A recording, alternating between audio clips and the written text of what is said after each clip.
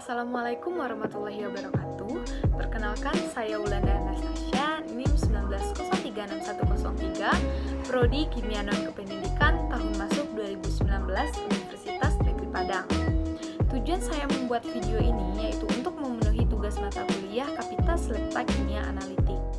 Di video kali ini saya akan membahas terkait analisis kadar logam besi atau Fe pada air minum dalam kemasan menggunakan metode spektrofotometri serapan atom atau SSA. Untuk latar belakang, tujuan, dan manfaat pembuatan makalah dapat teman-teman lihat pada layar berikut ini. Baiklah, yang pertama kita membahas terkait air. Air merupakan sumber daya alam yang diperlukan untuk hajat hidup orang banyak, bahkan oleh semua makhluk hidup. Pemanfaatan air untuk berbagai kepentingan harus dilakukan secara bijaksana, dengan memperhitungkan kepentingan generasi sekarang maupun generasi yang akan datang. Macam-macam kandungan air. Air memiliki dua macam kandungan. Yang pertama itu air yang terikat secara fisik, dan yang kedua terkait air yang terikat secara kimia. Untuk air yang terikat secara fisik, menghilangkannya kita membutuhkan panas rendah sekitar 100 hingga 105 derajat Celcius untuk menguapkannya. Sedangkan untuk air yang terikat secara kimia ada dua jenis, yang pertama yaitu air kristal dan yang kedua yaitu air konstitusi. Air kristal merupakan air yang terikat sebagai molekul atau ion-ion dalam kristal. Sedangkan untuk air konstitusi yaitu air merupakan bagian molekul zat padat yang bersangkutan tetapi tidak berbentuk H2O. Akan tetapi bila padatan itu terurai maka H dan O itu keluar sebagai molekul H2O. Air memiliki 5 sifat. Yang pertama yaitu pada kisaran suhu yang sesuai bagi kehidupan yaitu 0 derajat Celcius sampai 100 derajat Celcius air berwujud cair. Suhu 0 derajat Celcius merupakan titik beku dan 100 derajat Celcius merupakan titik didih. Sifat yang kedua yaitu perubahan suhu air berlangsung lambat, sehingga air memiliki sifat sebagai penyimpan panas yang sangat baik. Dan yang ketiga yaitu air memerlukan panas yang tinggi dalam proses penguapan. Yang keempat, air merupakan pelarut yang baik melarutkan berbagai jenis senyawa kimia. Dan yang kelima yaitu air memiliki tegangan permukaan yang tinggi. Suatu cairan dikatakan memiliki tegangan permukaan yang tinggi jika tekanan antar molekul cairan tersebut tinggi. Selanjutnya yaitu tentang kualitas air. Kualitas air menurut Peraturan Pemerintah Republik Indonesia Nomor 20 Tahun 1990 mengelompokkan kualitas air menjadi beberapa golongan.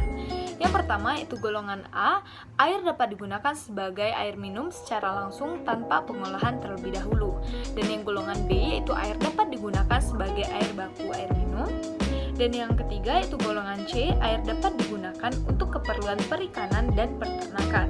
Dan yang keempat yaitu golongan D, air dapat digunakan untuk keperluan pertanian, usaha di perkotaan, industri, dan pembangkit listrik tenaga air. Untuk syarat air minum yang baik dikonsumsi, kita menggunakan 3 parameter. Yang pertama parameter fisik, yang kedua parameter biologis, dan yang ketiga parameter kimia.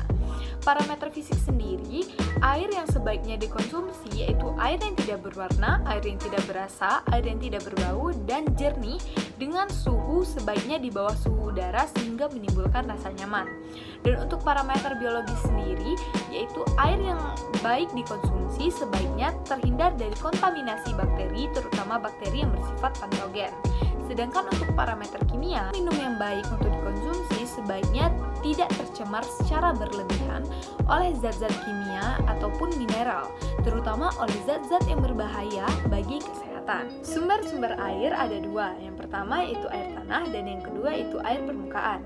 Air tanah sendiri terdiri atas 3 jenis, yang pertama yaitu air tanah dangkal, yang mana air tanah dangkal terjadi karena adanya proses peresapan air dari permukaan tanah. Dan yang kedua yaitu air tanah dalam. Kualitas air tanah dalam jauh lebih baik daripada kualitas air tanah dangkal karena proses penyaringannya lebih sempurna. Dan yang ketiga yaitu mata air. Mata air merupakan air tanah yang keluar dengan sendirinya ke atas permukaan tanah. Di sini untuk kualitas mata air sendiri sama dengan keadaan air dalam tadi. Yang selanjutnya yaitu air permukaan. Air permukaan merupakan air yang berada di sungai, di danau, di waduk, di rawa yang tidak mengalami infiltrasi ke bawah tanah. Nah, selanjutnya yang kita bahas yaitu standar baku air. Standar mutu air minum atau air untuk kebutuhan rumah tangga ditetapkan berdasarkan Peraturan Menteri Kesehatan Republik Indonesia Nomor 492 Tahun 2010 tentang persyaratan kualitas air minum.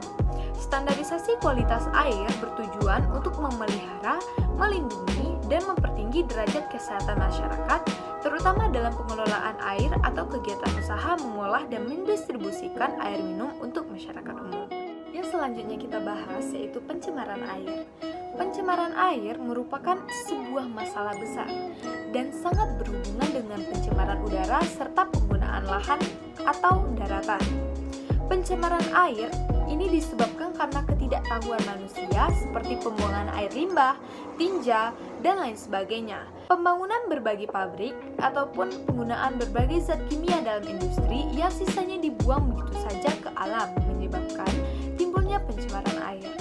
Beberapa macam polutan yang menyebabkan pencemaran air. Yang pertama yaitu sisa-sisa benda organik, yang kedua yaitu makhluk hidup tingkat rendah, yang ketiga zat kimia anorganik dan mineral, yang keempat yaitu radioaktif, dan yang kelima minyak, dan yang keenam ialah suhu. Selanjutnya yaitu logam besi atau Fe. Logam besi merupakan logam dalam kelompok makromineral di kerak bumi, tetapi termasuk kelompok mikro dalam sistem biologi. Logam ini mungkin logam yang pertama ditemukan dan digunakan oleh manusia sebagai alat pertanian. Selanjutnya yang kita bahas yaitu sifat-sifat besi dan efek toksik logam besi atau Fe.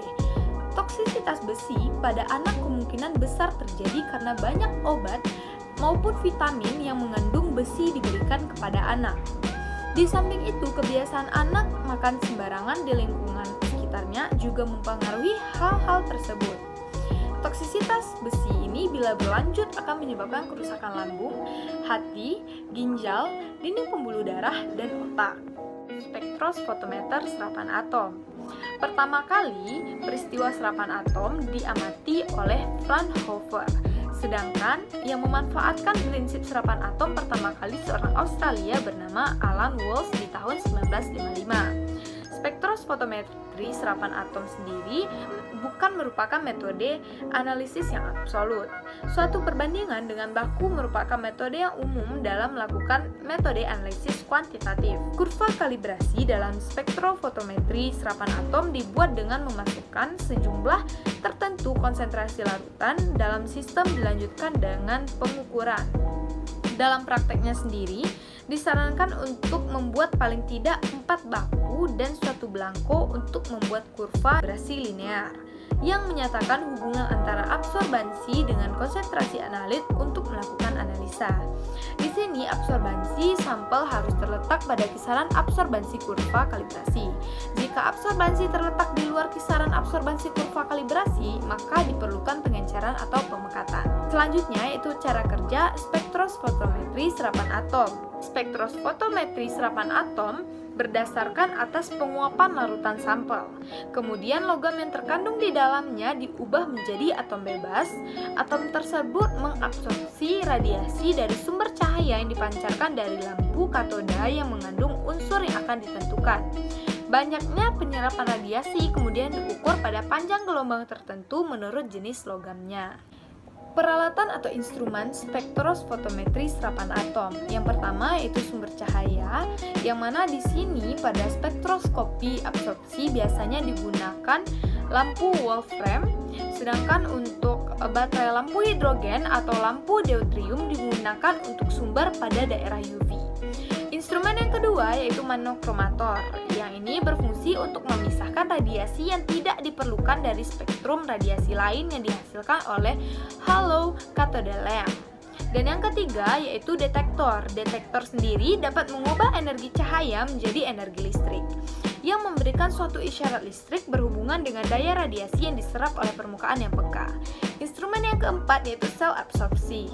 Yang kelima yaitu recorder, yang biasanya digunakan untuk menerima dan merekam sinyal yang disampaikan oleh detektor dan menyampaikannya ke sistem readout.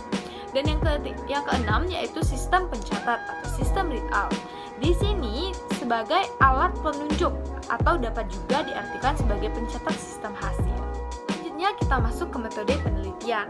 Alat-alat yang digunakan pada penelitian ini yang pertama yaitu pipet volume, labu ukur, beker glass, gelas ukur, water bath, cuvette, buret, bola karet, pipet tetes, dan spektrofotometer serapan atom. Sedangkan bahan-bahan yang digunakan yaitu HNO, larutan standar Fe 1000 mg per liter, sampel air minum dalam kemasan, aquabides asam, aquades asam, dan aquades. Untuk prosedur kerjanya ada 6 step yang akan dilakukan. Yang pertama yaitu preparasi sampel, step yang kedua yaitu analisis sampel air minum dalam kemasan dengan parameter Fe, step yang ketiga yaitu penentuan kadar logam besi dengan spektrofotometer serapan atom. Di step yang ketiga ini kita melakukan 4 langkah. Yang pertama yaitu langkah pembuatan larutan standar besi 100 mg per liter. Langkah yang kedua yaitu pembuatan larutan standar besi 10 mg per liter, dan langkah yang ketiga yaitu pembuatan larutan seri standar besi yaitu 0,2, 0,4, 0,6, 0,8 dan 1 ppm. Langkah yang keempat yaitu pembuatan kurva standar besi. Untuk step yang keempat yaitu pembuatan aquabides asam, step yang kelima yaitu pembuatan aquades asam, dan yang step yang keenam yaitu standar operasi spektrofotometer serapan atom. Kita masuk ke hasil dan pembahasan. Hasil pertama yang kita bahas yaitu terkait logam besi. Dapat teman-teman lihat pada layar, ini adalah kondisi awal dari alat spektrofotometer serapan atom, dan data hasil dari penelitian dapat teman-teman lihat juga beserta grafiknya. Selanjutnya itu hasil pengolahan data logam besi. Yang pertama itu bentuk penurunan persamaan garis regresi dengan metode least square. Sini, hasil pengukuran absorbansi larutan seri standar logam besi pada tabel 4.2 tadi diplotkan terhadap konsentrasi sehingga diperoleh kurva berupa garis linear. Persamaan garis regresi untuk kurva ini dapat diturunkan dengan metode least square yang dapat teman-teman lihat pada tabel berikut. Selanjutnya kita masuk ke penentuan koefisien korelasi. Di sini koefisien korelasi dapat ditentukan dengan menggunakan persamaan yang dapat teman-teman lihat pada layar sehingga didapatkan R-nya yaitu 0,9992. Dan untuk konsentrasi sampel dapat dihitung dengan menggunakan persamaan garis regresi yaitu Y sama dengan AX ditambah B, maka X yaitu Y dikurang B per A. Untuk keterangannya sendiri, X yaitu konsentrasi Fe pada sampel, dan Y yaitu absorbansi rata-rata, A yaitu bernilai 0,1455 dan B bernilai 0,0176. Sehingga didapatkan konsentrasi Fe yaitu 0,5. Selanjutnya kita masuk ke perhitungan kadar logam besi. Di sini dapat teman-teman lihat pada tabel 4.4 sampel air minum dalam kemasan diperoleh pengolahan data penetapan kadar logamnya yaitu 0,0044 mg per liter. Selanjutnya kita masuk ke pembahasan. Di sini dapat disimpulkan bahwa kadar logam besi pada air minum dalam kemasan yaitu 0,004 mg per liter. Kadar logam besi tersebut memenuhi standar kualitas air minum yang telah ditetapkan pada Peraturan Menteri Kesehatan Nomor 492/2010. Kadar maksimum logam yang diperbolehkan menurut Peraturan Menteri Kesehatan tersebut, di mana kadar maksimum logam besinya yaitu 0,3 mg per liter. Kadar logam besi tidak melebihi batas maksimum untuk air minum sehingga layak untuk dikonsumsi secara langsung karena tidak dapat menyebabkan gangguan kesehatan bagi tubuh. Untuk parameter Fe, kami mendapat hasil yang positif, sedangkan pada air baku konsentrasi logam besi telah memenuhi standar kualitas air minum yang telah ditetapkan menurut Peraturan Menteri Kesehatan Nomor 492 Tahun 2010. Kemajuan ilmu pengetahuan dan teknologi memberikan alternatif terhadap penyediaan air bersih dengan adanya air minum dalam kemasan atau AMDK yang diproduksi dalam kemasan gelas, botol, dan galon. Tentu saja air minum dalam kemasan atau AMDK ini memiliki ketentuan sendiri dan harus memenuhi standar yang telah ditetapkan sesuai dengan SNI 013553/2006 untuk bisa dikonsumsi dengan aman. Sekian hasil presentasi dari makalah saya terkait analisis kadar logam besi pada air minum dalam kemasan pemanasan menggunakan metode spektrofotometri serapan atom. Apabila ada kesalahan dalam penyampaian atau bersikap di video ini, saya memohon maaf. Sekian dari saya. Assalamualaikum warahmatullahi wabarakatuh.